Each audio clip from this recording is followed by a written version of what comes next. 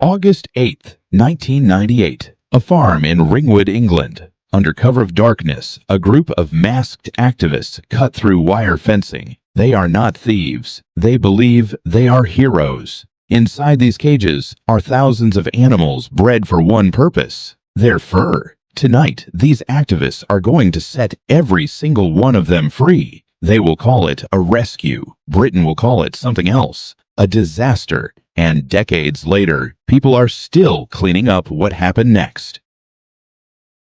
The group was the Animal Liberation Front. For years, they had targeted fur farms across Britain. Their belief was simple: no animal should die for a coat. The mink at Crow Hill Farm were born in captivity, raised in rows of small wire cages, destined for the fur trade. To the activist, freedom was mercy. Cut the wire, open the doors, let nature take it from there. It felt like justice. It felt like the right thing to do. But nobody in that group seemed to ask the one question that mattered most.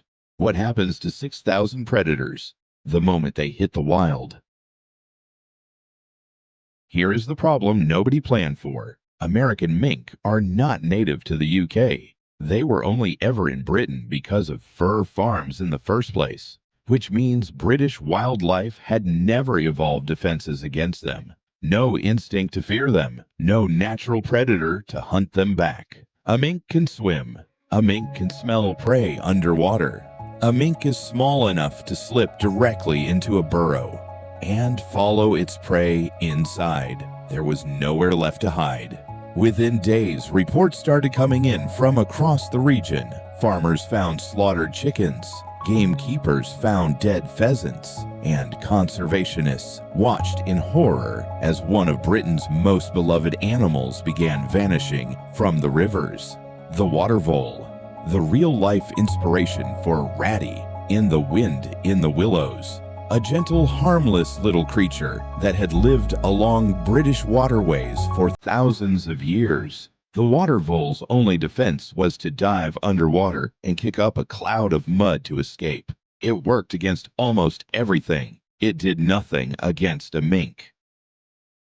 Locals did not wait for the government to act. Farmers grabbed shovels. Some grabbed hockey sticks. One report even described a watering can used as a weapon. Whatever was nearest. Whatever would work. Mink were killed on sight, across roads, in gardens, along riverbanks. Hampshire police were flooded with so many panicked calls that they had to set up a dedicated phone line. People actually called it the Mink Desk. Picture that for a second, a rescue mission so catastrophic that police needed a hotline just to manage the fallout. Here is the detail that makes this story so unsettling. Even people who supported animal rights were horrified. Anti-fur campaigners publicly condemned the release, calling it, in their own words, a disaster for their cause and a disaster for the mink themselves.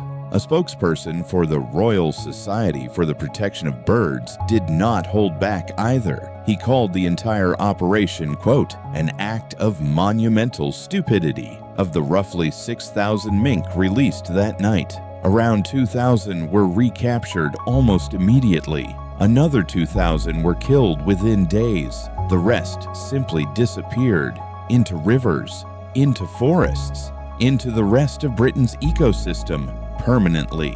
The activists who broke into that farm believed they were saving lives.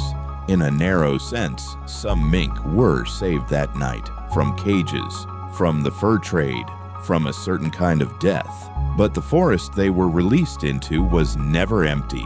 It was already full of lives. Water voles, ground-nesting birds, native fish, creatures with nowhere to run from a predator. Britain had never taught them to fear. Nobody who cut that wire fence intended to start a 30-year ecological war.